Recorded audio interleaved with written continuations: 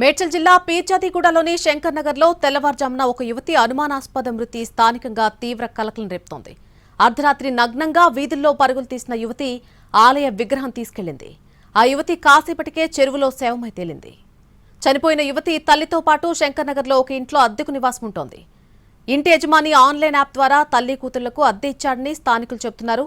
అయితే అర్ధరాత్రి యువతి తన తల్లిని ఇంట్లో నుంచి బయట నుండి తాళం వేసి ఆ తర్వాత నగ్నంగా బయటకు పరుగులు తీసింది. సమీపంలోని ఒక ఆలయానికి వెళ్లి అక్కడున్న విగ్రహాన్ని తీసుకెళ్లింది.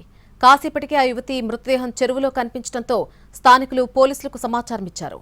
యువతి పరుగు తీసిన దృశ్యాలు సీసీటీవీలో రికార్డయ్యాయి. మృతదేహాన్ని పోస్టుమార్టం నిమిత్తం హాస్పిటల్కు తరలించారు పోలీసులు. అయితే యువతి ఎలా చనిపోయింది, ప్రమాదవశాత్తు చెరువులో పడిందా లేక ఇంకేమైనా కారణాలున్నాయా అనే కోణంలో కూడా విచారిస్తున్నారు. ఈ అంశాలపై పోలీసులు అన్ని కోణాల్లో దర్యాప్తు చేపట్టారు. పోస్టుమార్టం నివేదికతో పాటు సీసీటీవీ దృశ్యాలు, ప్రత్యక్షంగా చూసినటువంటి సాక్షుల వాంగ్మూలాల ఆధారంగా కేసు దర్యాప్తు కొనసాగనుంది.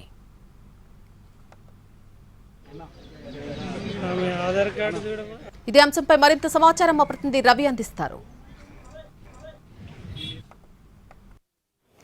అనుమానాస్పద స్థితిలో మృతి చెందిన తేజస్విని ప్రస్తుతం మనం చూసిన ఈ బిల్డింగ్ లోనే సెకండ్ ఫ్లోర్ లో తల్లితో పాటు అద్దెకు దిగింది. ఒక ప్రైవేట్ యాప్ లో వీళ్ళు ఈ ఇంటిని అద్దెకు తీసుకున్నారు. పర్ డే 3500 చొప్పున వాళ్ళు అద్దె చెల్లిస్తున్నారు. అంటే ఏకంగా నెలకు ₹1,00,000 పైమాటే. అంత పెద్ద మొత్తంలో చెల్లించి వాళ్ళు ఇక్కడ ఎందుకు తీసుకున్నారు అనేది చాలా సస్పెక్ట్ గా మారింది. ఇక్కడ అద్దెకు దిగి దాదాపు 1 నెల రోజులు అవుతున్నా కనీసం ఫస్ట్ ఫ్లోర్ లో ఉంటున్నటువంటి ఫ్యామిలీతో మాట్లాడడం కానీ లేకపోతే ఎప్పుడు కిందికి రావడం కూడా వీళ్ళు చేసేవాళ్ళు కాదని చెప్తున్నారు స్థానికులు. ఎప్పుడైనా వాళ్ళు కిందికి వచ్చి తిరుగుతున్నప్పుడు కూడా కాస్త అనుమానాస్పదంగా కనపడినా మేము ప్రశ్నించే వాళ్ళం అని చెప్తూ ఉన్నారు. కానీ వాళ్ళు ఎప్పుడు కిందికి కూడా రాలేదని చెప్తున్నారు. తేజస్విని మాత్రం 6 నెలల క్రితం బెంగళూరులో సాఫ్ట్వేర్ ఉద్యోగినిగా పనిచేసింది. వాళ్ళ ఫాదర్ వైజాగ్లోని స్టీల్ ప్లాంట్లో ఉద్యోగిగా చెప్తున్నారు. అయితే వాళ్ళిద్దరి మెంటల్ కండిషన్ పైన ఏ విధంగా ఉండేదని పోలీసులు దర్యాప్తు కొనసాగిస్తున్నారు. ఎప్పుడూ కాలనీ వాసులకు కూడా కనపడలేదని చెప్తున్నారు. అయితే మరోవైపు ఇది కంప్లీట్గా రెసిడెన్షియల్ బిల్డింగ్ లా కనిపిస్తున్నప్పటికీ ఇది కేవలం ఫస్ట్ ఫ్లోర్లో మాత్రమే ఫ్యామిలీకి అద్దెకి ఇచ్చారు. పైన ఉన్నటువంటి ఫ్లోర్ కానీ ఆ పైన ఉన్నటువంటి పెంట్ హౌస్ను లాడ్జ్ రూపంలో వాడుకుంటున్నారు. ఓయో రూమ్స్ ఏ విధంగా ఉంటాయో ఆ తరహాలో వీటిని అద్దెకిస్తున్నారు. ఇక్కడ ఉంటున్నటువంటి వాళ్ళు కూడా చెప్తున్నారు, రోజు ఎవరెవరో అమ్మాయిలు వస్తుంటారు, అబ్బాయి అమ్మాయి కలిసి వస్తుంటారు, ఇప్పుడు ఫ్యామిలీస్ వస్తుంటారు, కేవలం ఒక రోజుకు మాత్రమే ఉండి వెళ్తుంటారు. రెసిడెన్షియల్ ఏరియాలో ఇవన్నీ ఎందుకని చెప్పి చాలాసార్లు ప్రశ్నించినా ఓనర్ పట్టించుకోలేదని చెప్తున్నారు. ఇక్కడ ఉన్నటువంటి కొంతమంది స్థానికులు కూడా ఉన్నారు. అన్న, ఇది ఎట్లా వాడేవాళ్ళు అంటే చూస్తేనేమో కంప్లీట్ రెసిడెన్షియల్ బిల్డింగ్ లా ఉంది, లాడ్జ్ అని చెప్తా ఉన్నారు.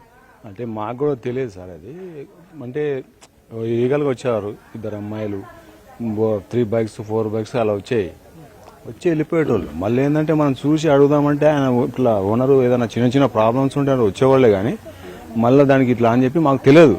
జస్ట్ ఇవ్వాలో తెలుసు మాకు, అంతేగాని ఇన్ని రోజులు తెలిస్తే మేము కూడా మా ఇల్లు ఉన్నప్పుడు ఏ ఇల్లు లేవని ఇక్కడ. ఇప్పుడు ఆ చెరువులో పడిన ఆమె తేజస్విని కానీ లేకపోతే వాళ్ళ తల్లి కానీ ఎప్పుడైనా కనిపించిందా మీకు ఈ ఏరియాలో? ఇవ్వాలే కనిపించింది. జస్ట్ ఇవ్వాలి, అమ్మాయి చనిపోయింది అని మాకు తెలియదు. 1:32 ఆ లోపు చూసారు, చెప్పారు. వాళ్ళ ఫేసెస్ చూడటం ఫస్ట్ టైం మేము, ఇవ్వాలి ఫస్ట్ టైం. దాంట్లో ఏం జరుగుతుందంటే బ్యాచిలర్ వాళ్ళు వచ్చేవాళ్ళు అక్కడ బండ్లు ఆపి బీషాలు పడేయడం, ఎకిల్ చేష్టలు చేయడం అనేది మాకు అసలు నేను రైజ్ చేయాల్సింది. యాక్చువల్గా నేను ఒక్కడిని రైజ్ చేస్తే కాదని చెప్పేసి అందరు చేయాలి కదా సార్, అట్లా అని చెప్పి నేను కూడా మౌనంగా ఉండిపోయినా. అంటే కంప్లీట్ దీన్ని హోటల్ మాదిరిగానా లేకపోతే లాడ్జ్ మాదిరి అట్లా అద్దెకి ఇస్తుంటారు? డే పర్పస్ ఇస్తుంటారు? పర్ డే 3,500కి ఇస్తున్నాను చెప్పి. ఇప్పుడు 1 మంత్ కానీ తీసుకున్నాను సార్. 1 మంత్కి ₹1,00,000 ఏందండి? ఏ విధంగా తీసుకుంటాడు ఆయన? మేము అడిగేలోపు ఆయన వారిపోతున్నాడు. చెప్పాలి కదా, ఇది పలాని ఇది సమస్య అని చెప్పాలి కదా. రాత్రి జరిగిన ఇన్సిడెంట్ చూస్తే ఒకసారిగా భయాందోళన జరుగుతుంది కదా. నార్మల్ గా సూసైడ్ చేసుకోవడం వేరే, ఇట్లా న్యూడ్ గా పరిగెత్తింది అది చాలా ఇది కదా సార్. ఒక అబ్బాయి పరిగెత్తాడంట, ఆయన భయపడి పరిగెత్తిండంట సార్. అట్లా అని మేము కూడా ఏం చేయలేకపోయాం. అంటే ఆ టైంలో సౌండ్ రావాలి, ఇట్లా బ్యాక్ సైడ్ ఇల్లుకి వెళ్ళిందంట. అవన్నీ న్యూడ్గా వేసి ఆ బట్టలు ఎక్కడ పడేసిందంట. ఇలాంతా తిరిగిందంట. బ్యాక్ సైడ్ వాళ్ళ కొట్టిందంటే బ్యాక్ సైడ్ ఒకటి మామిడి చెట్టు ఉంటుంది, ఆ కిటికీల నుంచి విసిరిందంట. ఆ పైన ఉన్న వాళ్ళు కూడా చూశారు, ఇట్లా చేతులు కనపడాయంట. అట్లా వాళ్ళు చెప్పడం జరిగింది.